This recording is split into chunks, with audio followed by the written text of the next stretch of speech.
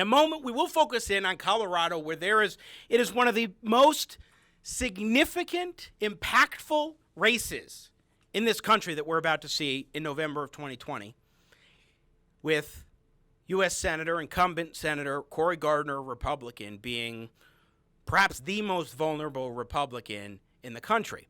And his likely challenger, there's a primary underway, due to be settled on June 30th, so the end of this month. But his likely opponent is the former governor of Colorado, John Hickenlooper, who last week had an independent ethics commission hearing. That's a body here in Colorado said to investigate these types of ethics violation claims like ones that he had been presented with. And he was found in violation of 2 counts and also was held in contempt as the first Coloradan ever to be held in contempt by the Independent Ethics Commission.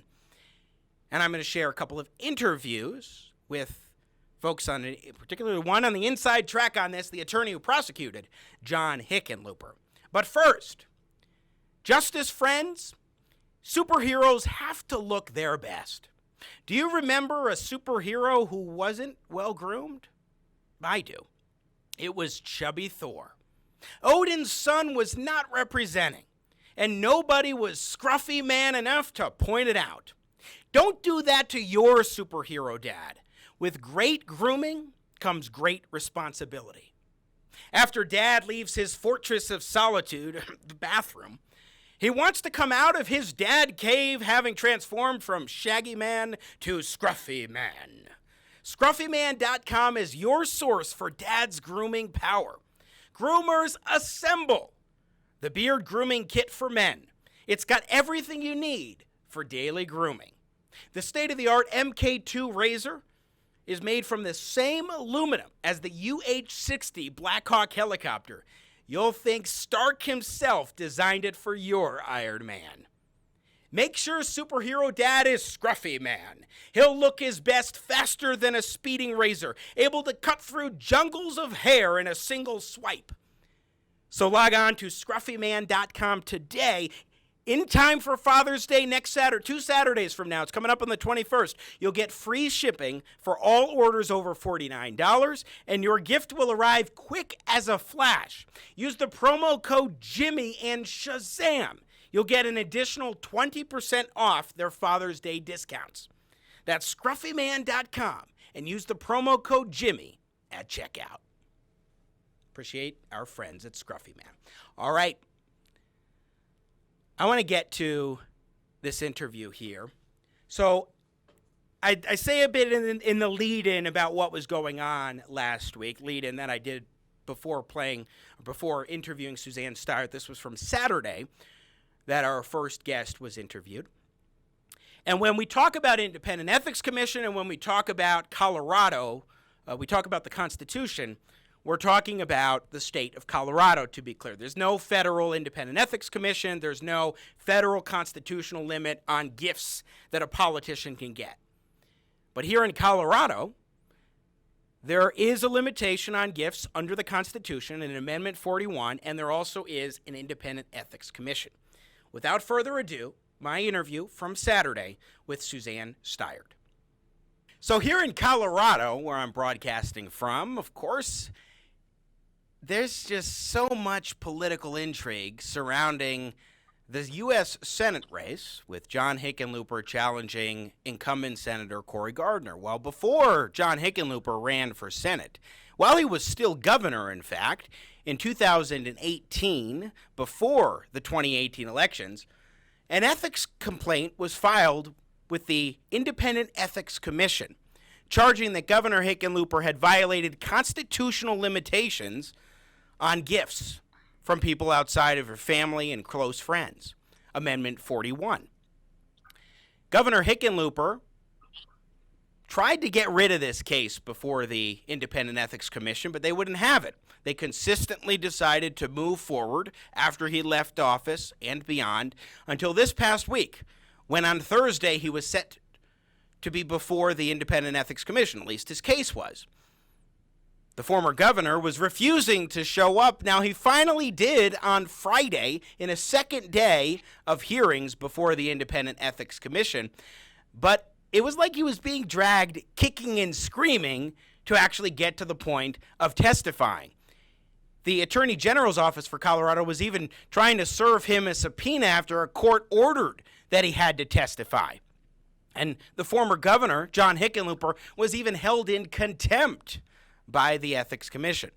I would move that the commission enter an order finding the respondent in contempt for his failure to appear today. By failing to honor the subpoena of the commission, the respondent has indicated a disrespect for the rule of law, disrespect for the commission, disrespect for the process, disrespect for the parties and the witnesses, a disrespect for an agreement that was made to appear voluntarily before the commission. Asserted that the commission has been causing delays in these proceedings and is now intimating that he wants to cause a delay in the proceedings by having the proceedings with him present on a later date, which we are not sure he would appear at because of his not appearing today. That's where we are, and the failure to appear is something that I think you can see, that everyone can see the commissioners are not taking lightly. This case was put forward, the filing of the ethics complaint, by the Public Trust Institute.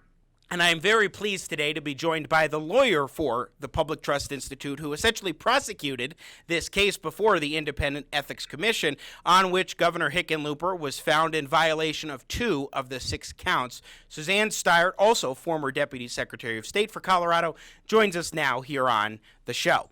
Suzanne, welcome to the program. It's good to have you. Thanks, Jimmy. Thanks for coming on. I appreciate you taking the time today. So I summed up some of the facts of the situation. Why don't you give us the full details? Well, at least on the backstory. Let's start with the backstory. The backstory. So originally, the complainant, who was the former Speaker of the House, Frank McNulty, filed about 90-some different counts at the Ethics Commission. Most of them were dismissed because the Ethics Commission only has a 1-year statute of limitations. So we went forward on 6 different counts plus a failure to report the last couple days. And, it was quite the roller coaster to get there. One thing that was so striking to me, I mean, I'd never heard, for example, of a Maserati limo before until I first looked into this back in 2018 and interviewed Frank McNulty from the Public Trust Institute about this whole saga. I mean, what are some of the things that Hickenlooper was doing in violation of the ethics rules, and what are the ethics rules that he was in violation of? So in Colorado, you can't take, there's an amendment in the Constitution that was passed back in 2006. You can't take a gift. At the time it was passed, it was $50. They adjust it every year. So during the time of the complaint in 2018, it was $59. Can't take a gift over $59 from anybody if you're a elected official or a state employee or local employee. And so his were all well over. We were talking about private jet trips and exclusive kind of elite conferences and that sort of thing. So during the 2018 period, he took 5 separate private jet trips and went to a conference called Bilderberg, which was in Turin, Italy. And all the conference fees were paid for by Fiat Chrysler, including the Maserati limousine. I would love to try one of those Maserati limos and get it as a gift, even just for a ride like he had that opportunity for. I don't know that that's going to happen, but what's so flagrant about this is that he had to know that this was a gift.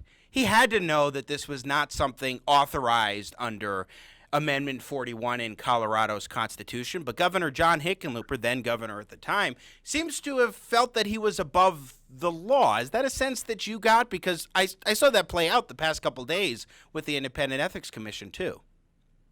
Yeah, I mean, at first I thought, well, maybe he just doesn't pay attention to the amendment and he just does whatever he wants. I mean, it certainly seemed like a pattern of conduct. But then when he was found in contempt by the commission for failing to obey the subpoena, you did really get the sense that he felt like he was above the law in all these aspects. Again, we're talking with Suzanne Staiert, who is the attorney who essentially prosecuted this Independent Ethics Commission case against John Hickenlooper, former governor of Colorado, now running for United States Senate. Was there a value amount placed upon these gifts that he had been given, for example, for the Turin, Italy trip, like an estimated value of what he had been provided by the organizers or by Fiat Chrysler? No, that we didn't really estimate the cost because we had an estimate of just the transportation to and from the airport that was above $59. And so they'll look into that during sentencing, and they can fine him up to 2 times of whatever he took. But in addition to the transportation, there were 2 private tours. There was an army of security. I mean, this is not a conference of like local elected officials. This is a conference of CEOs and world leaders, and he was the only elected official from the United States. So this was not. So every night there were rooftop cocktails. There were formal dinners. There were these sessions. There were breakfast, lunches. It was very well attended to. Yeah, it's so striking. I mean, here you've got at the time, governor of Colorado going on this trip, very fancy. It seems more like a vacation than anything of significance in terms of the value, for example, for the people of the state of Colorado. And yet he argued, no, this was not a gift, or what? What was it that he was arguing? Well, on that particular one, he basically said, I had no way to know. He paid for the room, which was about $1,500. He was there 3 or 4 nights. And he tried to claim that he thought it was all inclusive, even though the credit card receipt is just for the room. And even though he only paid $1,500, I mean, clearly when you go up for your second night of rooftop cocktails and it's at a museum of, the Library Royale, and you're having a private tour and an army of securities following you around, I think at some point a normal average elected person would know that somebody was paying for this.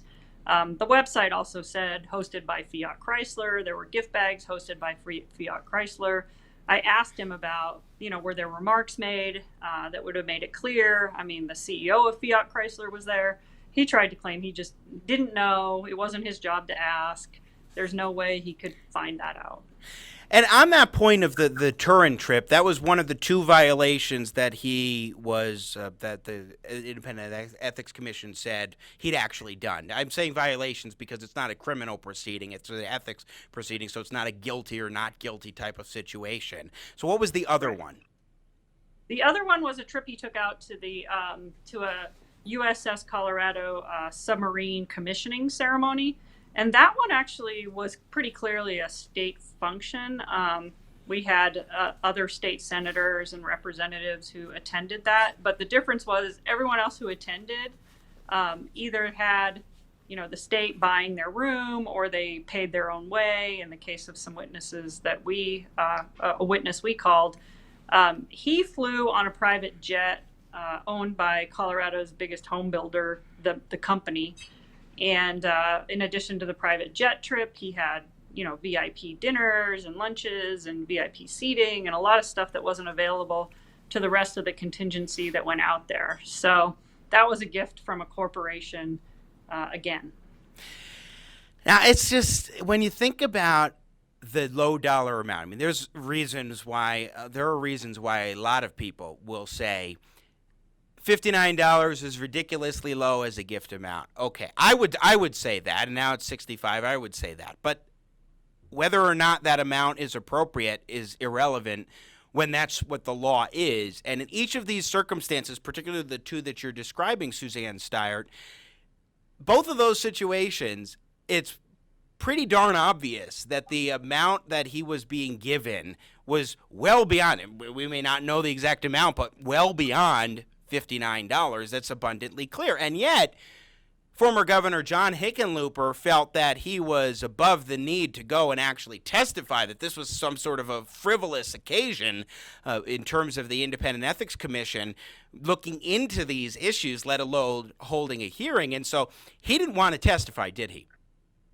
No, he didn't. And, it was just, procedurally, it was really hard to get this case to hearing because initially I had been working with his attorney and we had agreed he would appear.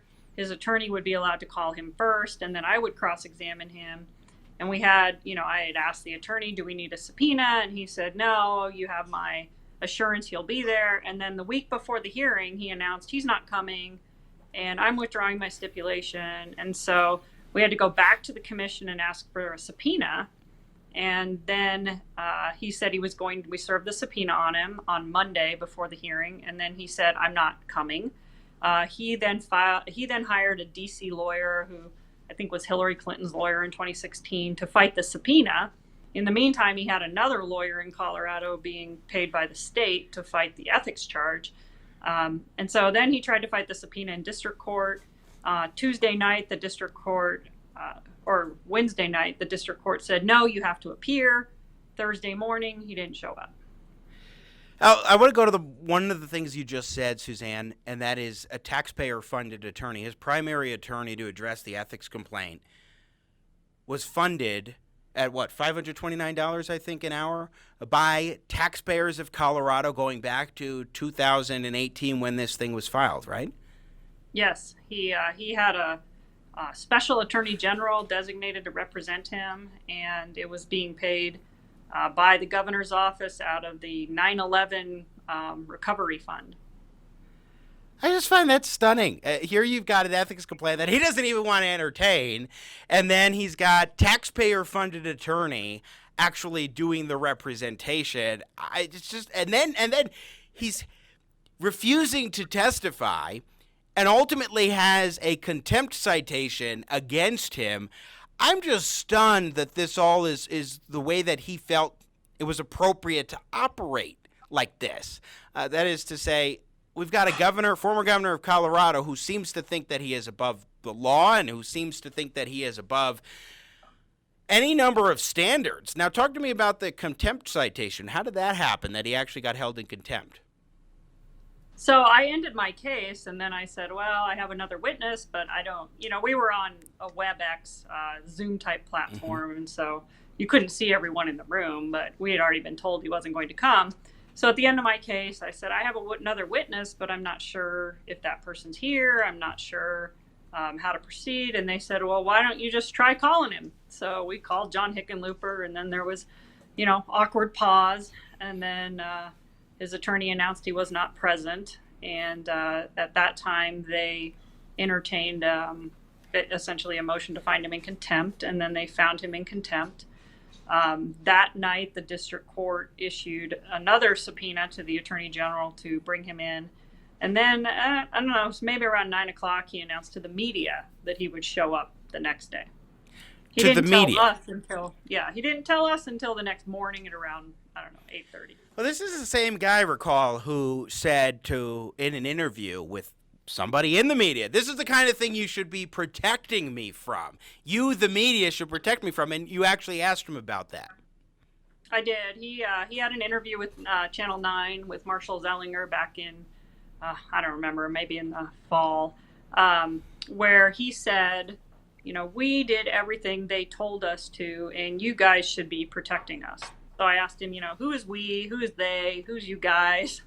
And he said, you guys referred to journalists. That's who I was talking to. You guys should be protecting me on stuff like this. And in that comment, who is you guys? You guys should be protecting me. Oh, I was referring to the journalist I was talking to because, there was one journalist I was talking to. So you guys was other journalists. Now, something else, too, just a few minutes left with our guest, Suzanne Staiert, the attorney who essentially, I think it's still accurate to say, prosecuted this Independent Ethics Commission complaint against John Hickenlooper, former governor of Colorado, now running for United States Senate last week. When we look at this question of him showing up finally on Friday to testify, he didn't know answers to certain questions. He's clearly demonstrated, I think he even said, that he wasn't prepared to testify. And I think it was because he wasn't planning on testifying all along and was trying to avoid it altogether. And I think that also shows how little he took this seriously. Yeah, I mean, we had hundreds of, maybe 100 exhibits, I guess, or 80. And I kept asking him about the exhibits, and he didn't recognize any of them. And so I asked him, have you prepared at all for this hearing? and he said no. One of my friends texted me because we had a conversation about this wedding he went to for Kimball Musk, and he talked about how he prepared like 6 hours to, officiate this wedding. And my friend said he spent, 600 times more preparing for this wedding than this hearing. So yeah, he didn't take it seriously at all. Well, and also, John Hickenlooper, when it comes to the testimony too, I mean, in refusing to present his side of the case, I mean, this is a guy who was unwilling to show up with his attorney via the WebEx platform we were talking about, but he was willing to record a campaign ad, to have a film crew come and film a campaign ad, Suzanne. Yes. And that became an issue because he kept saying he wasn't coming because it would violate his due process because he couldn't be in the room with his attorney. So one of the motions we filed, which they called outrageous, pointed out that he had been in a room with a camera crew, and that if he could be in a room with a camera crew, he could probably be in a room with his attorney. Outrageous. How dare you actually say he should come and participate with his attorney in this way when he was willing to have a whole film crew come in for a campaign ad. So what's the bottom line lesson that you've learned from this experience about how John Hickenlooper views these sorts of ethics rules and what it really shows about how a process like this can work reasonably well, maybe, to at least get a politician like Hickenlooper to finally show up, even though you have to go through a heck of a lot of headaches?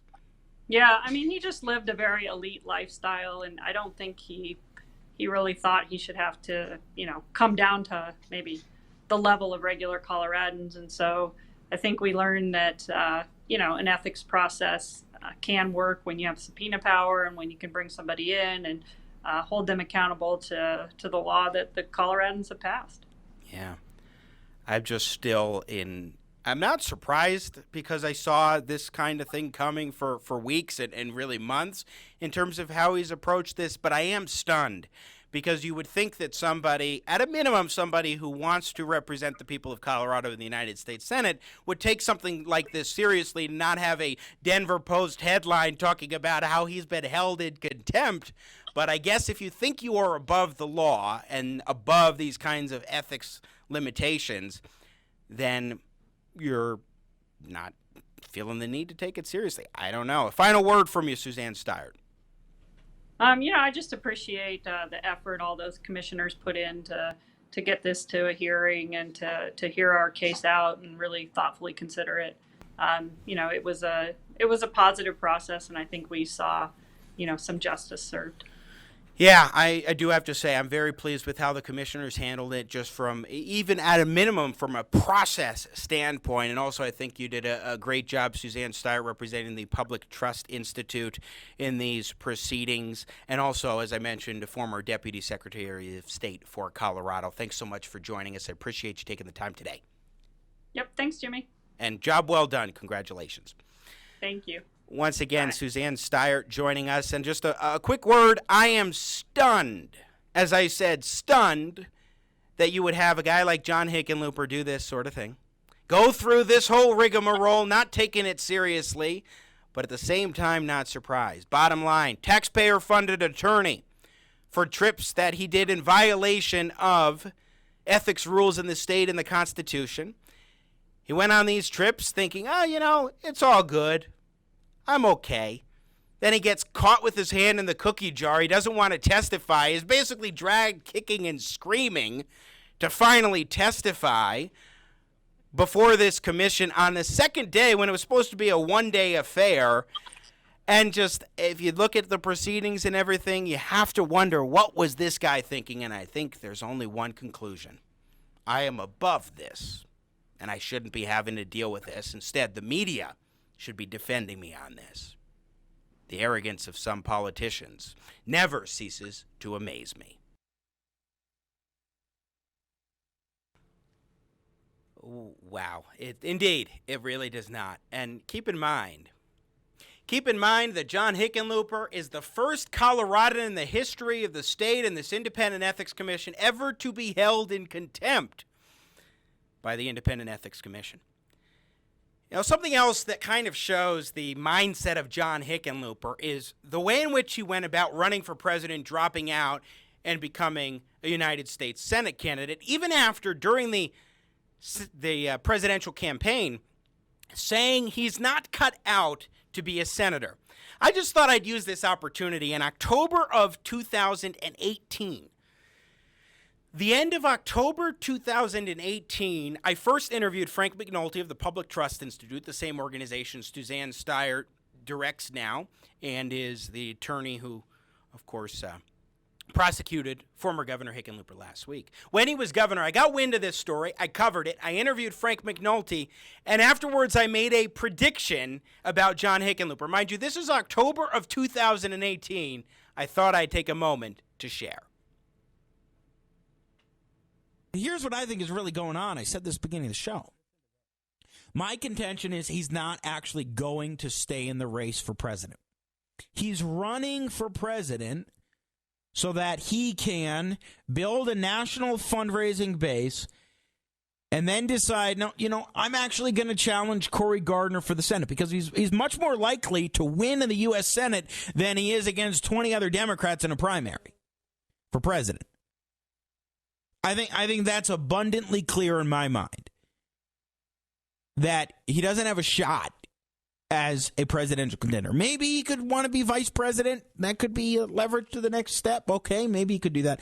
But I think he'd be more likely to be victorious in a race against Cory Gardner with some semblance of incumbency. That was Hickenlooper's strategy all along. I really continue to believe it. I don't think it was that he wasn't doing well in the presidential race and then he decided, oh, well, you know, I think I'll go for this Senate thing. I think he botched his presidential run in ways that made it more difficult for him to set up his U.S. Senate race. But I still think that was the plan all along. Just had to take a moment to share that with you. Now, I do want to expand a little bit more on this saga of John Hickenlooper, given the significance here of the U.S. Senate race in Colorado. I think it's worth expanding a little bit more. And so on Friday, I did this interview with Michael Fields, who's executive director of Colorado Rising Action, a conservative group here in the state of Colorado, where we focused most of the conversation on the Hickenlooper saga, and I wanted to share that portion of the interview here now. Hey, Michael, how are you? Hey, good, Jimmy. It's good to be on with you. Good to have you, as always, my friend. And look, this week was really something with the show that was the Independent Ethics Commission hearing on former Governor John Hickenlooper wants to be United States Senator and replace Cory Gardner, but apparently he has to be dragged kicking and screaming a day late to testify when he was subpoenaed and ordered by a court to testify. What's going on here? Yeah, I don't think it could have gone worse for John Hickenlooper this week. This has been an issue that's been ongoing for a while now. They finally set a date when they were going to put him up in front of the ethics committee. People agreed that this was the time to do it until John Hickenlooper said, I'm not going to show up. And he really didn't. And so they had to subpoena him. And the committee got really upset with him. They even sent the AG to enforce the subpoena. And at the end of the day, it ended up that he got held in contempt. And so I don't know what his lawyers were doing, what he was doing. But this is bad headlines for him on top of a case where he was flying around in private jets and shouldn't have been. So I think this really couldn't have gone worse for him. Let's take a listen to some of the sounds from this week's hearings. That the governor, notwithstanding being a mayor and a governor, had not been through any training on the ethical laws involved, because all legislators are mandated to go through it. I went through it. Shortly after I became a legislator, I was offered a very similar trip on a private jet out to the Jordan Cove on a huge oil and gas pipeline issue that's still before the state and that the governor supported. And I knew enough to say, I don't think I can get on a private jet without paying for it. You guys should be protecting me on stuff like this. And in that comment, who is you guys? You guys should be protecting me. Oh, I was referring to the journalist I was talking to because, there was one journalist I was talking to, so you guys was other journalists. Okay. Michael, what do you make of the way in which John Hickenlooper answered some of these questions, how he conducted himself when he finally got to testifying, but also the clear frustration of the commissioners on this Independent Ethics Commission when the former governor who wants to be the next senator said, nope, I don't want to show up. It's just not important enough for me to do so. Yeah, I think they took it very seriously. You remember a couple of these people he appointed to this committee. So these aren't hostile people towards him naturally, but they've seen how this is dragged out, how they've put up every roadblock possible so he doesn't have to testify. And they really came down on him hard. And they said, look, as a committee, we have other people, other issues that we need to take care of. We don't need the AG spending a whole bunch of resources trying to track him down.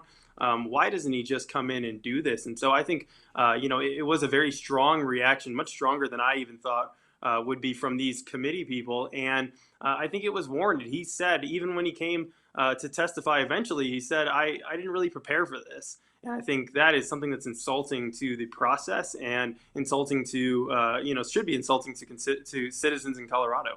Well, of course he said I didn't prepare for this because he probably didn't, because he wasn't expecting to actually show up, because he thought he could get away without showing up. Yeah, and we're the ones paying for his lawyer, right? He had two That's lawyers. right. One is a $525 per hour taxpayer funded lawyer, and the other one came in from the DSCC from Washington, D.C., and neither of them could give him good enough advice to not totally botch and butcher this process. And so, I think that the headlines have shown it all this week with that contempt, with the fact that he hasn't been prepared, and the underlying charges that I think are legitimate. And so in terms of the legitimacy, I mean, look, I had not heard that there was such a thing as a Maserati limo until I first interviewed Frank McNulty of the Public Trust Institute about this in 2018, just before the 2018 election. What's interesting to me is there were some conservatives at the time who were like, this is a distraction. We should be focusing on Polis. And I had McNulty on twice on my old morning show, Business for Breakfast, where you filled in before, and also on the Jimmy Sengenberger show. And we had a conversation about it.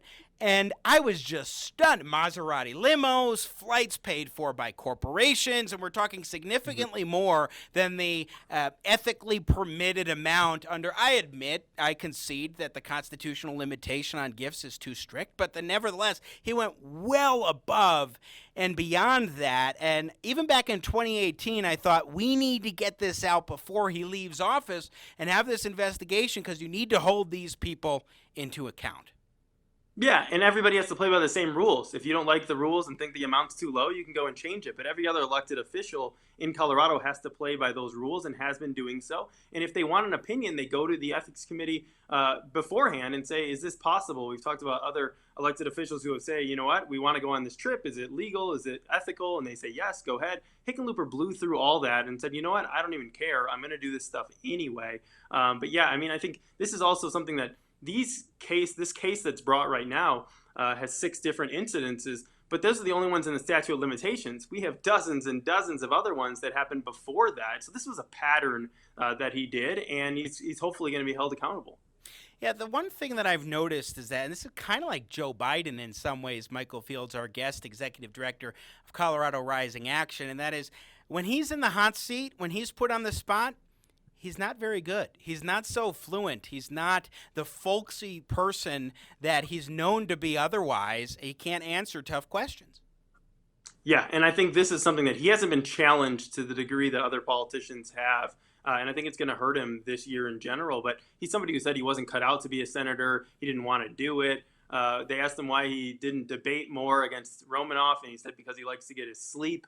This is somebody who's going to be under the limelight for the rest of the year, and I don't think he's going to handle it very well. And he wasn't really a great leader as governor. I mean, he benefited from the fact that there was, split government in, Republicans and Democrats in the House and Senate for most of his term, his 2 terms. And so he's just somebody who hasn't shown a lot of leadership, hasn't shown a lot of motivation, and he doesn't do well under that kind of pressure. And there's going to be a ton of it this year. So, Michael, when we look at the 2020 senatorial race, how big of a deal do you think this will end up being? Not just the whole case in and of itself, but the fact that Hickenlooper flaunted the process, disregarded it, tried to think that at least tried to get away with this idea that he's above the law, even saying, I mean, we heard him tell reporters in the past, hey, you guys should be protecting me from this kind of stuff. So we see how he's been handling it. How do you think this could actually impact the 2020 election cycle? Is it going to be a big issue? I think it will be a big issue. I think it's hard to tell. Any kind of predictions in politics, especially in a year like 2020, is going to be next to impossible. But I think people don't like when people have ethics violations and then decide to skip subpoenas and have to get contempt, held to contempt. I think that it's really going to have a long-lasting impact. But I also think the more Hickenlooper gets out there, I mean, he has 2 debates with Andrew Romanoff next week. And, you're going to have Kyle Clark and other people questioning him, and we'll see how he's able to hold up against that. But we know Cory Gardner's a good debater. He's a good senator. I think the contrast is going to be there when somebody doesn't want the job really and somebody really does and is doing a good job with it. And so I think Cory has a lot to talk about, the positive stuff after the COVID stuff, all the testing, that he able to got it, the masks, the ventilators, BLM, tax cuts. I mean, there's just a long list of things that Cory has done well for our state, and we'll see what the mood of the electorate is, based on what's happening up in the presidential race, et cetera. But I think Hickenlooper, the more he's out there, the more he's exposed for the person who's not prepared and doesn't want to be doing this. Yeah, I have to say, and by the way, BLM meant Bureau of Land Management moving to Grand Junction. So just want to clarify. Yes, with all that's going on, I want to make sure folks, Michael Fields, know what you're referencing. But going to your point about Hickenlooper, I mean, isn't it kind of hard to really muster up the strength to answer these questions if you don't think you're cut out for the job? Yeah, I mean, I think you look at it and literally he said that. Remember? Yeah. Yeah, I mean, he does. And this is the problem that he has is this is a 6-year term. I mean, I just can't imagine what Hickenlooper in year 4 or 5 is going to be like if it's this bad starting out of the gate. He's somebody who was a mayor for 8 years or 6 years, 8 years, and then 8 years as governor. And now he's moving. I don't think he wants to do it. And I think it's showing. And I think Romanoff's going to end up getting a lot more votes than people think just because of the backlash of the comments Hickenlooper's made recently about the Black Lives Matter stuff, about some of the positions that he's taken, which I think are the Romanoffs are too extreme, obviously, on healthcare and energy and everything else. But in the Democratic base, there's a lot of people that don't like Hickenlooper, and so I think he's worried about this primary even before he gets to Cory. Although what's so interesting, you mentioned Andrew Romanoff, and I just have not seen him take up the issue of the contempt now, of Hickenlooper going before the Independent Ethics Commission. At least on social media, I don't see a peep from Romanoff. No. I don't understand why.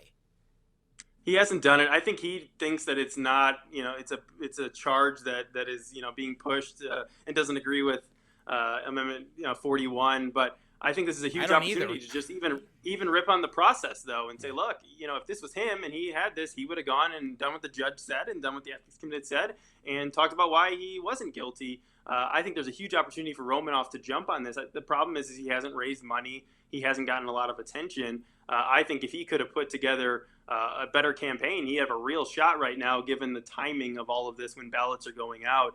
But Romanoff has really, I think, been a disappointment for a lot of the further left people in the primary who really want somebody as an alternative to Hickenlooper. And final question on the 2020 election cycle. Michael Fields, again, our guest, Executive Director of Colorado Rising Action.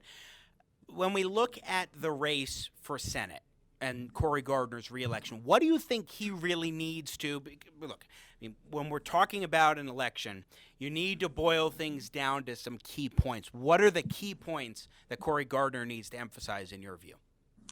Well, I think one is the economy. We don't know what it's going to look like, but if it starts bouncing back the way that it even has this last month, they thought there was going to be, 8.5 million jobs lost, and we end up with 2.5 million jobs created, unemployment going down. That is going to be something that is going to be huge because people thought we were going up to 20% unemployment.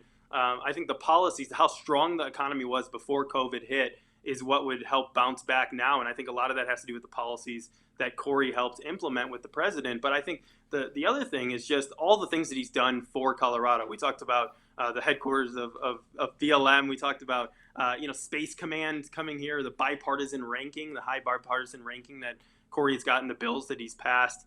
I think there's a strong case with tax cuts and everything else. But this is what he's bringing back home to Colorado, why he's a good senator. I think that tied with the economy could be a winning message. Again, that was Michael Fields, Colorado Rising Action Executive Director. That is a conservative organization out of Colorado, where, of course, we're broadcasting from as well. That interview was conducted on Friday. And my goodness, I mean, let's just put on the screen here. The Colorado Rising PAC put this up. And this is a collection of some of the headlines that John Hickenlooper got out of this situation. I mean, you look, the Colorado Sun, the Denver Post, CBS 4 locally, and then nationally, The Hill, Fox News, CNN, all talking about how he was found in contempt and declined to show for the ethics hearing until, of course, Friday, day 2, he was brought in and decided to actually cooperate. Not a very good look for a guy running for Senate, who, by the way, is still in a primary, likely to get the nomination, but nevertheless, not good when you're running in a very contested race to try to unseat an incumbent senator. But, you know, that's how things go. Sometimes that's just the way the cookie crumbles. You just watched a clip from Jimmy at the Crossroads. Don't miss more engaging, intelligent talk. Subscribe to the Jimmy at the Crossroads YouTube channel today. You want to catch our live show. And I love your support. I got Jimmy at the Crossroads, making sense out of no sense.